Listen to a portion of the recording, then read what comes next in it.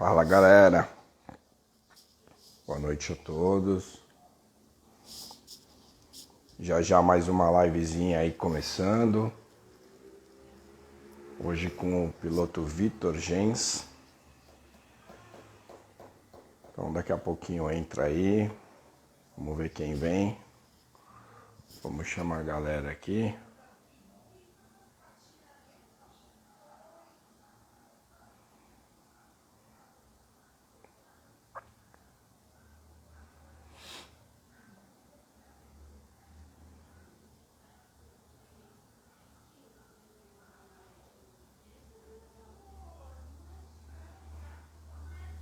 Já eu falo, eu vejo quem tá entrando, galera, que eu não tô conseguindo visualizar aqui, que eu tô disparando a notificação das lives pra galera entrar aí, participar.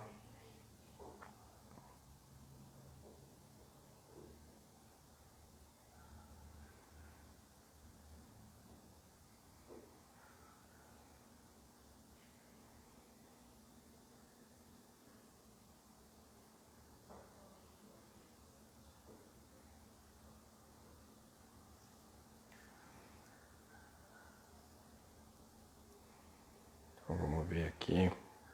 Esperar mais um pouquinho aí. Eu já venho falar com vocês, tá? Só um minuto aí, pessoal.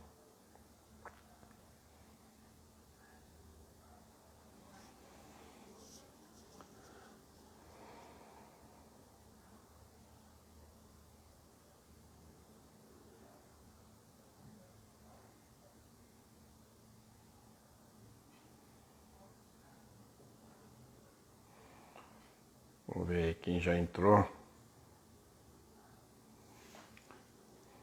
Então, a Stephanie, o Luiz, Marco Rezende.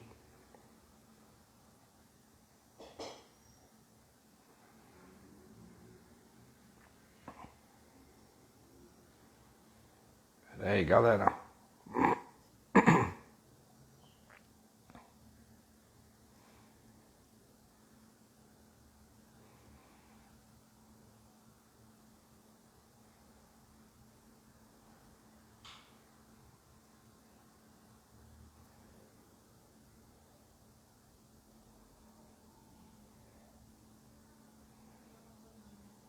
Beleza. Taborda, Finote. Vocês estão me vendo? O som tá saindo bacana.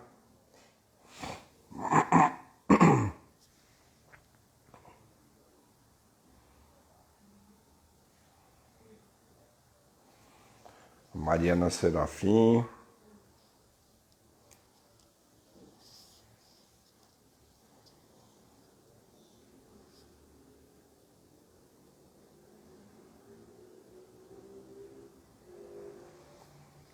E aí, galera? Esperando aqui o Vitor Gens aqui.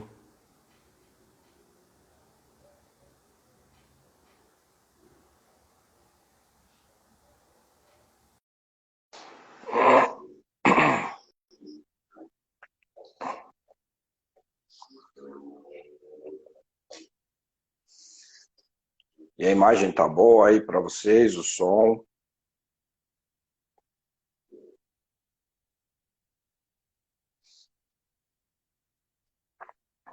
Aí, galera, o Vitor Gens já tá aí na live. Esperar só ele aceitar aí.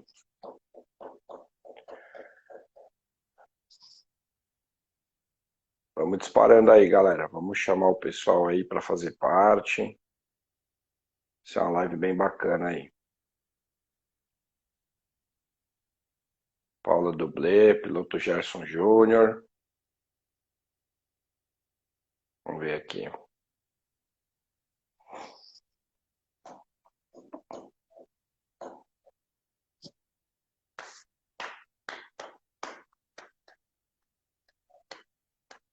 Eu já mandei lá o convitinho. Vou aguardar aí.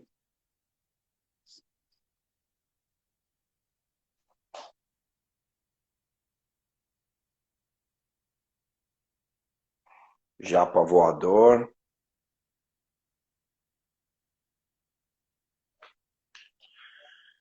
Ô, Japa, a gente precisa fazer uma segunda parte, né? Tem bastante coisa para contar ainda. Salve! Aê, boa noite, Vitor. E aí, tudo certo por aí? Tudo bem?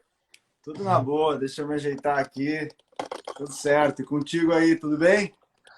Tudo na paz, graças a Deus. Show. Hoje Primeiramente, estou na casa obrigado de um aí amigo por. aqui que vim fazer Ah, uma reuniãozinha. que legal, pô. Vamos atrapalhar um pouquinho aí. Pede desculpa para ele, pô. É isso aí. Beleza? Tudo certo? Tranquilo. Vitão, obrigado aí, primeiramente, por você ter aceitado, ter cedido um pouco do seu tempo aí. Eu sei que é corrido, de você aceitar fazer parte dessa live aí para a gente fazer um bate-papo, o pessoal conhecer um pouquinho mais da sua história, da sua carreira, dos cursos que você vem passando e aplicando aí para o pessoal. Obrigado mesmo de coração, viu? Show. Eu que agradeço o convite aí. Estamos aí, firme, correria, né? Porque agora estamos encerrando o treinamento que eu fiz durante a semana passada. Aí foram várias lives, várias horas de conteúdo, interação com a galera. Foi muito legal. Show. É isso aí. Vitão, conta para nós aí, pra gente. Eu sempre faço isso nos começos das lives, né? Bastante gente conhece, alguns não conhecem. Conta um pouquinho aí, dá seu boa noite aí pra galera, contar um pouquinho como que você começou. Eu vi que você começou com 9 anos no kart, já sei aí algumas categorias que você passou, mas acho que nem todo mundo sabe. Faz aquele resuminho para a galera conhecer um pouquinho mais do Vitor Gens. Boa. Eu comecei de fato no kart ali, tive alguns campeonatos que eu consegui vencer, mas nunca fui dos 125, nunca fui daqueles karts mais fortes, né? Eu tinha um pouco de medo, confesso para vocês, que aqueles karts tinham a roda aberta atrás ali, eu tinha medo que uma roda batesse na outra. E daí, com 15 anos, eu passei para os carros. E daí, nos carros que eu realmente me encontrei, comecei a gostar mesmo de automobilismo, de competição. E com 16 anos fui campeão gaúcho, meio que por sorte, porque não ganhei nenhuma corrida naquele ano, mas acabei evoluindo várias categorias, né? Ganhei 4 campeonatos gaúchos, acabei depois correndo de picape racing, né? Foi uma das categorias, a minha primeira grande categoria, vamos dizer assim. Eu já tinha sido campeão brasileiro de endurance nessa época. E, cara, ali foi o meu primeiro choque, assim, que, caramba, existe um nível ali de pilotagem que eu não tava ligado, né? Não só de pilotagem, mas de competitividade das equipes e tudo mais. E aquele ano me serviu bastante, assim, como um divisor de águas, onde eu foquei muito mais nas minhas técnicas e tudo mais.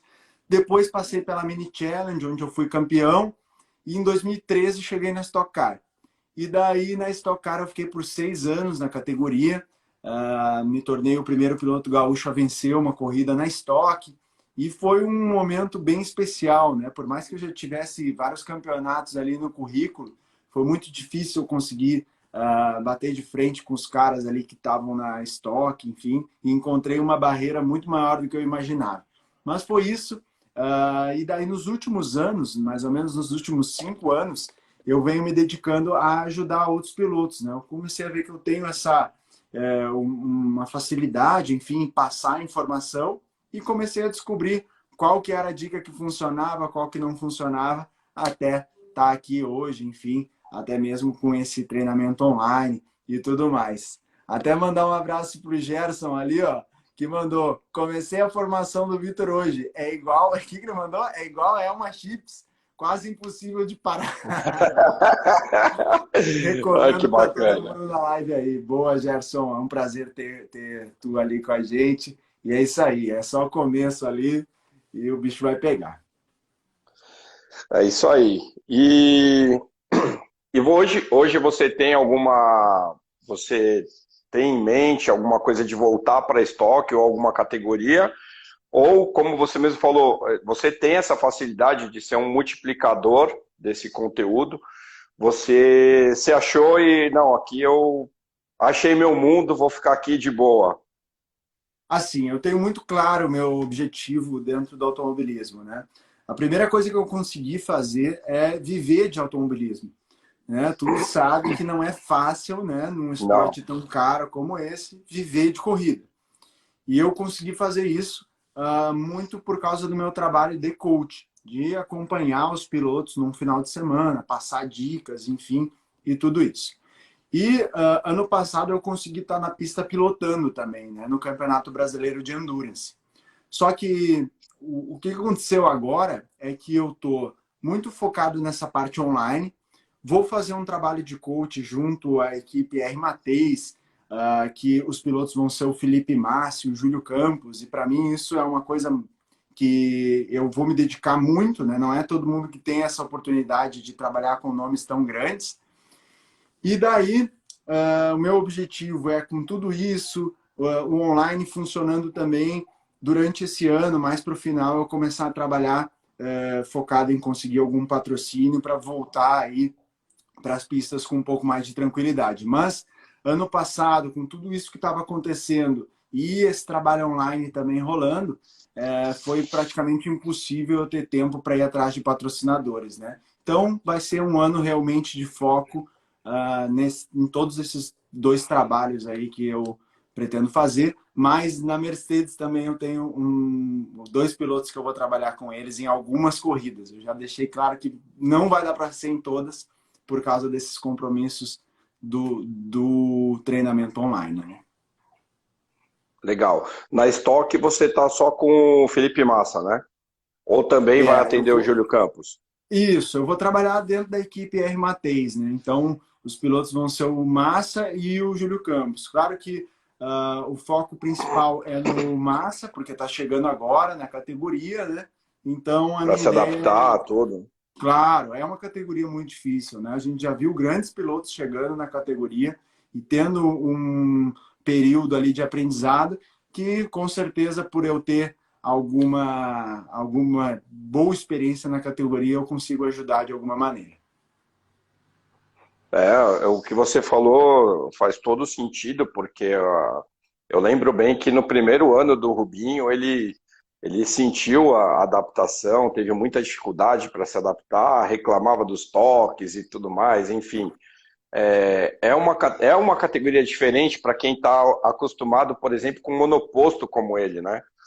Uhum. Então, de repente, vai num carro de turismo, tudo fechado, aquele negócio de dar uma escoradinha, né? Dar aquela apoia ali na curva, e o totozinho atrás, coisas que não são habituais que a gente vê no Exato. monoposto, né? Então, ele estranhou bem essa parte, né? E deixa eu te contar uma história até interessante, então.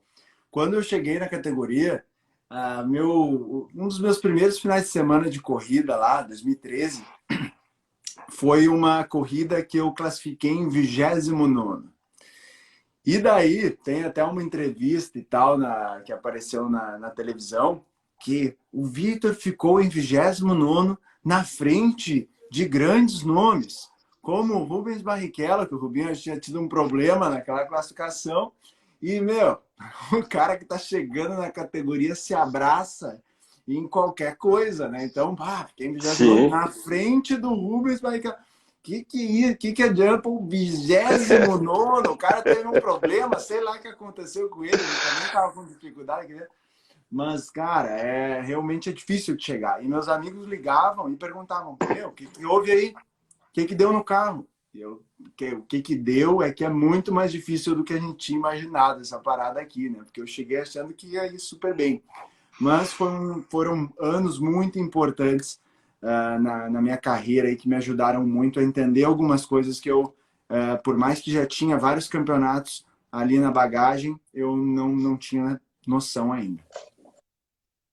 você teve algum coach ou alguém ali no primeiro ano, segundo ano, te dando uma base na estoque por ser diferente das categorias que você veio, ou você Não, descobriu na raça? na estoque não. Na estoque eu fui na raça mesmo. Tinha ali um telemetrista, tinha o meu chefe de equipe e tal, mas dependia da minha análise ali, algumas partes de pilotagem, né? E daí eu comecei a entender algumas coisas que a gente conseguiu compartilhar algumas voltas com algumas equipes Então, chegavam voltas, às vezes, de pilotos mais rápidos, e eu, devagarinho, comecei a entender um pouco melhor. Eu já tinha acesso a algumas telemetrias, já tinha entendido como analisar a telemetria, e isso acabou me ajudando ali a devagar e entendendo técnicas até botá-las em prática.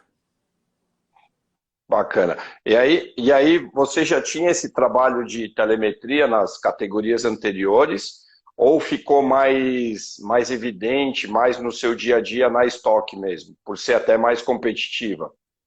Ó, o primeiro acesso que eu tive à telemetria foi ali em 2008, quando eu cheguei na Picape Racing, que era uma das categorias da estoque. Só que é o seguinte, galera, agora até faço a pergunta aí para quem tá junto, de quem já pilota aí, né? Uma coisa é tu entender o que tu tá procurando ali naquela telemetria, sabe? O que tu quer encontrar ali. E outra coisa é tu começar a ver a telemetria por olhar, porque existe um compromisso na guiada. O que eu quero dizer? Que se tu entrar muito rápido em uma curva, tu acaba saindo mais lento. Se tu entrar muito lento, tu tem uma tendência de sair mais rápido. Só que isso sempre é um compromissozinho que tu tá jogando ali dentro dessa telemetria que tu tá analisando. Se tu começar a ficar analisando muito um compromisso, tu vai ficar horas e horas e horas olhando uma coisa que, cara, é sempre um ganha e perde ali nessa parada, né? Então, com o tempo, Sim. tu começa a entender onde tu tem que olhar, qual que é a parte que realmente fez a diferença. E quando eu cheguei na estoque, eu não tinha isso. Então, eu era daqueles que ficava horas e horas olhando um monte de telemetria e, às vezes, entendendo coisas que não me ajudavam, entendeu? E isso foi mudando ao longo do tempo, que, cara, é tudo muito rápido ali, né? Tu precisa entender muito bem as coisas e Sim. logo. Aí acredito eu que você usava mais a telemetria, digamos, por setor, né?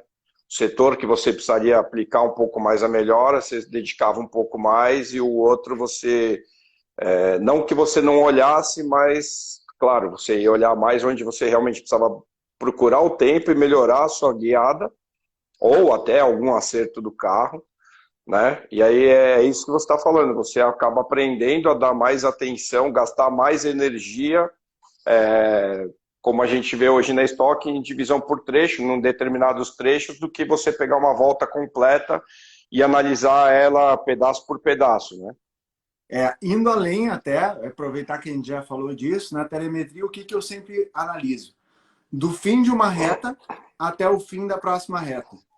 Então, tu pega do momento que tu pisou no freio até o momento que tu vai pisar no freio de novo, né? E aí tu analisa o compromisso, vamos dizer assim, né? Como que foi essa curva, né? Até desde o momento que tu freou até o momento que tu atingiu a velocidade ali que tinha que atingir na próxima reta. Mas eu vou te falar que para isso ser realmente eficiente, é legal juntar com a onboard. Quando tu junta isso olhando a tua câmera, aí sim que as coisas começam a fazer sentido. Porque muitas vezes, mesmo para o cara que está guiando, sabe o que ele está olhando, é mais interessante quando tu começa a ver as câmeras, sabe? E o que eu trago para os pilotos que eu trabalho hoje é muito essa análise de câmera, sabe? Apesar de nos meus cursos e tudo mais ter toda essa parte de telemetria, eu acho que o piloto normalmente tem muito mais a ganhar olhando a câmera dele, sabe?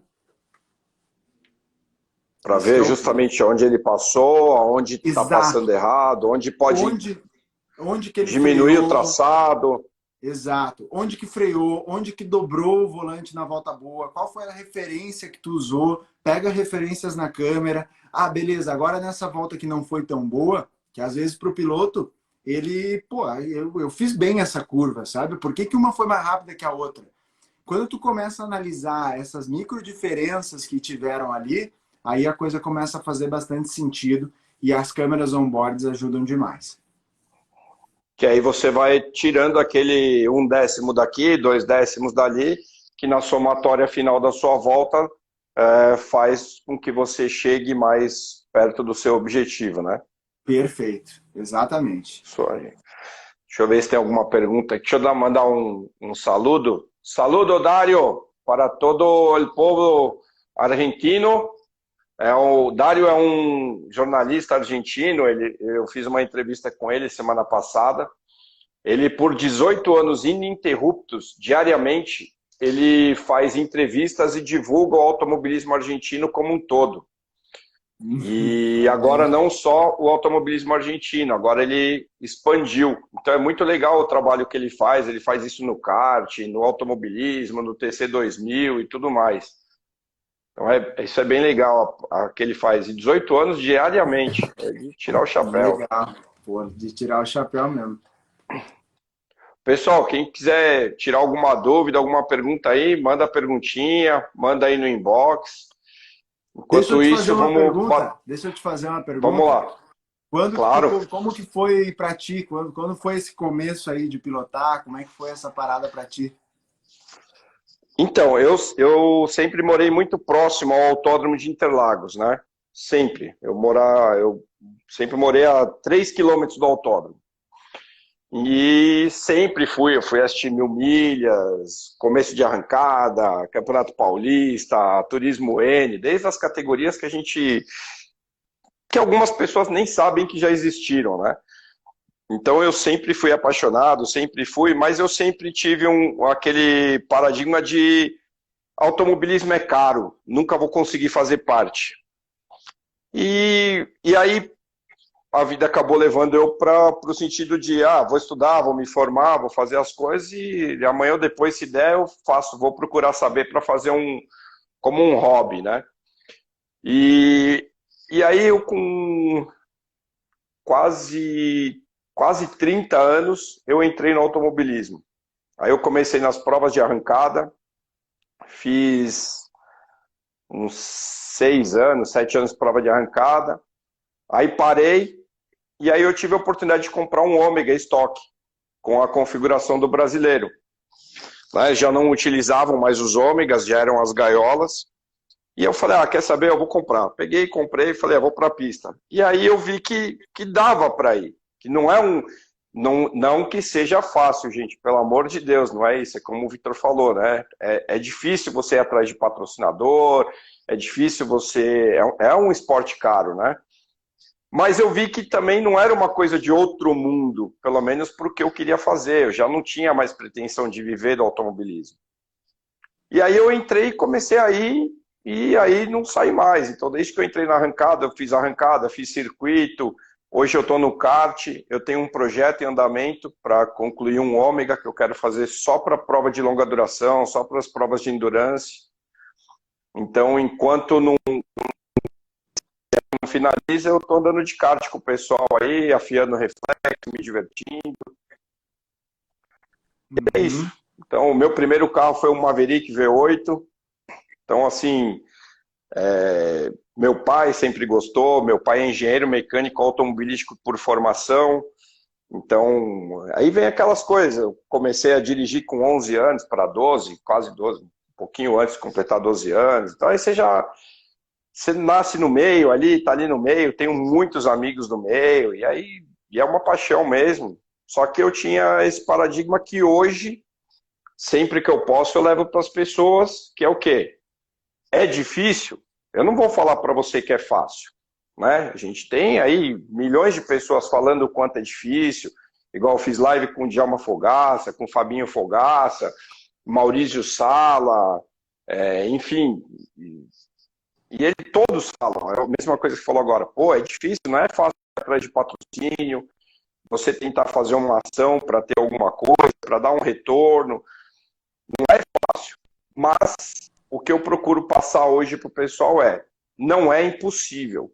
É possível, é um processo tangível de você alcançar. Não é inatingível, né? Então, tem que ir atrás, faz um projeto bacana, elabora alguma coisa. Eu falei na live ontem com o Milton Esperafico que eu, desde a minha primeira corrida no automobilismo até hoje, mesmo no kart amador, eu nunca fui para a pista sem um patrocinador. Eu nunca fiz uma corrida sem nenhum patrocinador. Graças a Deus. Mas não é fácil. Agora, a paixão é um negócio maluco, né? Agora eu estou querendo me aventurar no virtual, então estou querendo montar, estou com um projetinho para montar um cockpit bacana. Então, assim, você vai indo, você entra e vai indo, você não quer parar, né? Não tem jeito. Não tem. E É sabe que muito uma coisa louco. que eu acredito muito é que, por ser um esporte caro, eu muitas vezes me vi na pista, assim, trabalhando, tal, com algum piloto e tudo mais, e de repente eu tava dando alguma dica de pilotagem, assim, que eu fiquei pensando, cara, isso aqui ele não precisava de mim para aprender, sabe? Isso aqui a gente podia já ter visto antes, entende? Já E foi pular de aí uma que etapa, né? começou, claro, pular etapa, porque já que é um troço caro, que não é fácil eu estar ali, que nem a gente falou agora. Meu, por que não fazer isso de um jeito que pode ser um hobby, né? Que nem foi para ti, que nem Claro, para mim foi por anos e anos, né? Por mais que eu quisesse que aquilo era uma profissão, eu tinha ali, trabalhava com outras coisas, né? Mas, cara, pode ser um hobby levado a sério. Se é um hobby, se é um troço caro que tu claro, gosta de claro, fazer, dá para fazer bem feito, entendeu? E daí, cara, eu claro. comecei a ver que eu realmente podia ajudar, assim, com informações que a galera às vezes não tinha na pista para que eu aproveitasse tanto o meu tempo, né, quanto o tempo do piloto que está ali querendo melhorar, né? Foi mais ou menos isso que rolou.